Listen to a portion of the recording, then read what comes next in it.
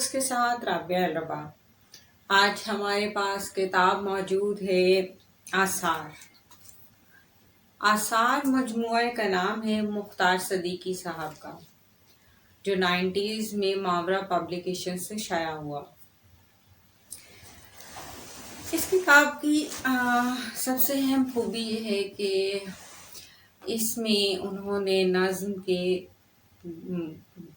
اس نظم کی حید کے بہت سارے تجربات کیے، اور اس میں وہی غم جانا سے غم دوراں کا سفر ہے، لیکن اس طرح سے نہیں ہے، چونکہ یہ تقسیم ہند کے وقت جن واقعات سے، جن حالات سے تمام وہ لوگ گزرے جو ہجرت کر کے آئے تھے، اور اس سے پہلے ادب میں اپنا کچھ مقام بنا چکے تھے، چونکہ ادب کا اس وقت آغاز سفر تھا، تو اتنا حساس انسان جس طرح سے اس دکھ کو محسوس کرتا ہے، شاید وہ دکھ، وہ درد اپنے ساتھ خود بھی ایک حیت، خود بھی ایک اسلوب، خود بھی ایک طرز تحریر لے کے آتا ہے۔ اس وقت کے تمام لکھنے والے ادیبوں پہ ان کا ایک اپنا اثر، جو ان کو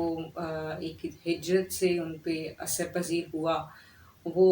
صاف دکھائی دیتا ہے۔ اسی طرح مختار صدیقی صاحب کے ہاں بھی ایسا ہی ہمیں نظر آتا ہے،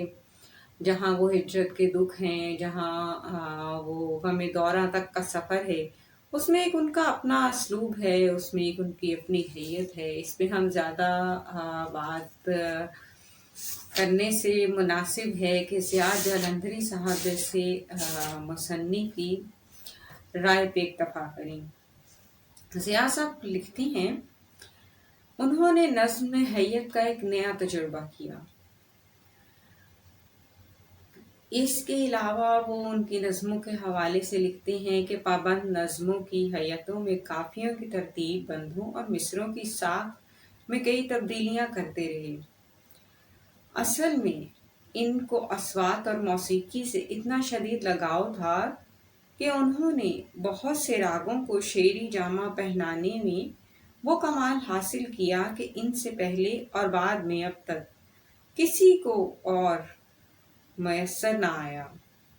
ان نظموں کے لکھنے سے پہلے وہ لاہور سے دلی جا چکے تھے اور آل انڈیا ریڈیو سے وابستہ ہو گئی تھے۔ مختار صدیقی کے ہاں شروع میں ذات کے دکھ سکھ پر نظمیں کہی گئی تھیں، بعد میں معاشرے کے مسائل میں ان کی نظموں کا موضوع بنے۔ پھر ملک آزاد ہوا، تقسیم برصغیر کے بعد جہاں غلامی کی زنجیریں ٹوٹیں، وہاں بہت المناک حادثے بھی ہوئے، جن سے مختار صدیقی بہت متاثر ہوئے۔ یہ وہ اہم نقطہ تھا جہاں سے انسان کی اسلوب، انسان کی سوچ، انسان کے لکھنے کا طرز عمل آٹومیٹیکلی خود بخود اس میں ایک تبدیلی آتی ہے، اور اگرچہ وہ ایک ارتقائی عمل ہوتا ہے، لیکن بعض اوقات وہ بہت لاشعوری عمل ہوتا ہے۔ اور اس دور کے تمام وہ ادیب جو بہت بڑے انقلابی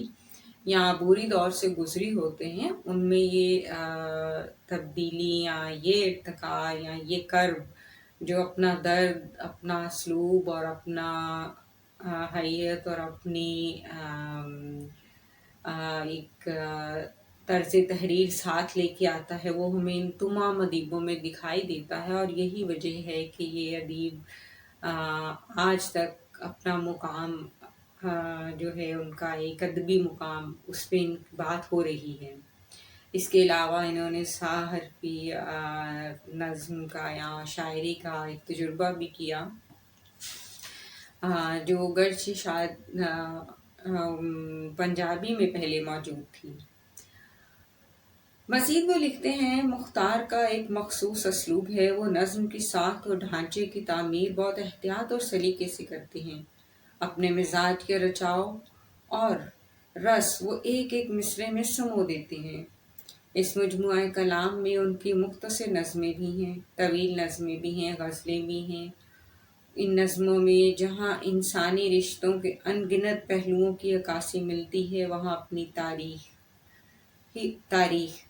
فکری ارتقاء اور مذہبی تجربات کا اظہار بھی ملتا ہے۔ یہاں مختار نے انسان کی حیثیت کو کائنات سے وسیع تر پس منظر میں سمجھنے کی کوشش کی ہے۔ ہر چند کے وہ تمام عمر ریڈیو، ٹیلی ویژن اور نشری اداروں سے وابستہ رہے، مگر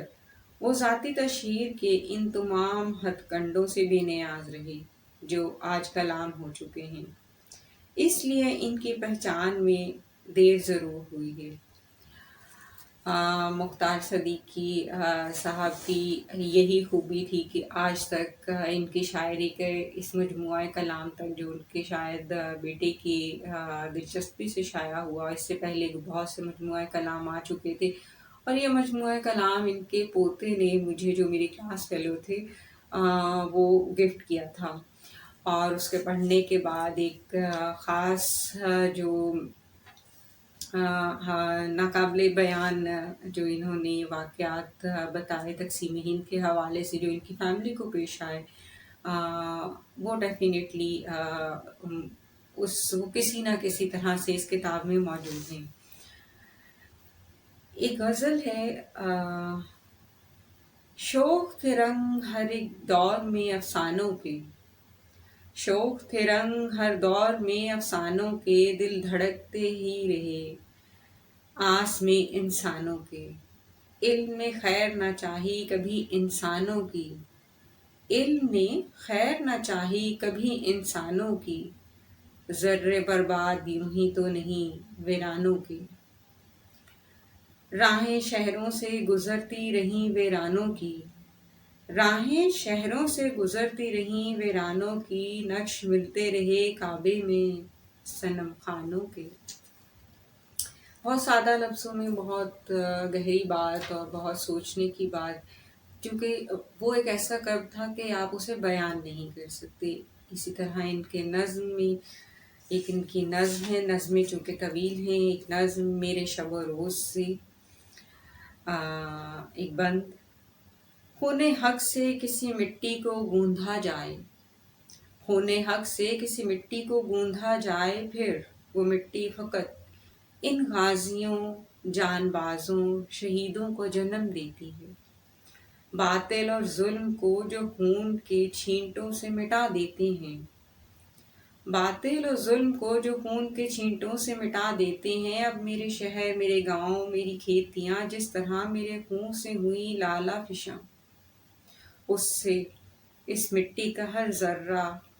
دل چاک ہوا، نعرہ زرنا میری تاریخ، میری تاریخ، میری آگہی تاریخ کا ادراک ہوا، نعرہ زرنا میرے کوہ شکن فرزندو، اے میرے کوہ شکن فرزندو، آج کے غازیوں اور کل کا شہیدوں، اٹھو اے میری بیٹیوں، اٹھو اے میری بیٹیوں، اے میرے شب و روز کی ماؤں، اٹھو۔ ایک بہت لازوال قسم کی نظم ہے، ہم طوالت کی وجہ سے ہم اس پہ مکمل بات یا شاعری کو بیان نہیں کر سکتے، پڑھنے کی قابل ایک کتاب ہے، شاید لائبریریوں میں موجود ہو، مختار صدیقی صاحب کا یہاں ایک پورٹریٹ بنا ہوا ہے، لیکن شاید یہ ماورا پہ بھی اویلیبل نہیں ہوگی۔ وہ کرب جو اپنا اسلوب ساتھ لے کے آتا ہے، وہ درد جو حیت میں تبدیلی کرواتا ہے، وہ سوچ جو ہمیں لطافت کے ساتھ تاریخ کی گہرائیوں میں لے جاتی ہے، وہ سب یہاں پایا جاتا ہے، وہ سب ان کے اس مجموعہ کلام یا جس کا نام آثار ہے اس میں موجود ہے، اور نام ہی شاید ان کے درد اور ان کی شاعری اور ان کی اس تکلیف کا جس سے وہ گزرے اور گزرتے رہے، وہ اس کی عکاسی کرتا ہے۔ پھر کسی نئی کتاب تک سے ملیں گے، کسی نئی کتاب کے ساتھ ملیں گے، شاید وہ درد، وہ کرب اس تحریر کو پڑھنے کے بعد مجھ پہ بھی غالب آ رہا ہے، اور میرے الفاظ میرا ساتھ نہیں دے رہے۔ پھر کسی نئی کتاب کے ساتھ ملیں گے، تب تک کے لیے شاد رہیے، آباد رہیے۔